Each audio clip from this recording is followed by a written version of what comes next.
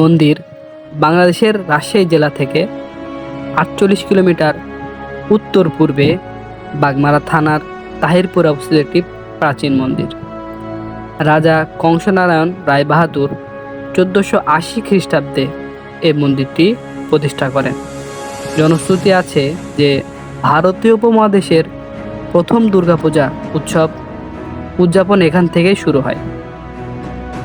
ত্রেতা যুগে স্বয়ং ভগবান রাম রাবণ বধের জন্য অকালে এই পূজা করেছিলেন, আর কলিযুগে রাজা কংসনারায়ণ আধুনিক পদ্ধতিতে উৎসবের ঘনঘটায় এ পূজার আয়োজন করেন।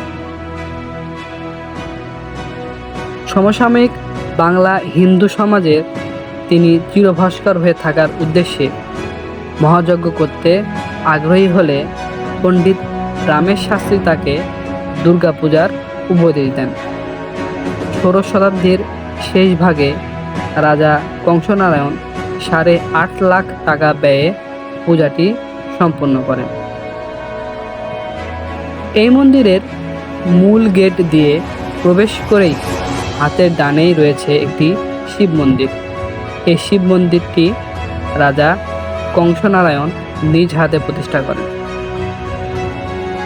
এই মন্দিরে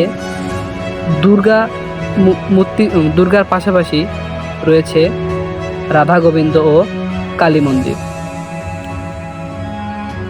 সাবেক সংসদ সদস্য ইঞ্জিনিয়ার এনামুল হকের অর্থায়নে ২০১৮ সালের ১৮ অক্টোবর ৩০ লক্ষ টাকা ব্যয় করে অশ্বধাতুর প্রতিমা নির্মাণ করে এখানে স্থাপন করা হয়। ৫০০ বছরের পুরনো এই মন্দিরটি যেমন ইতিহাসের সাক্ষী হয়ে আছে, তেমনি একটি বৃহৎ ধর্মীয় গোষ্ঠীর পরিচয় বহন করে আসছে।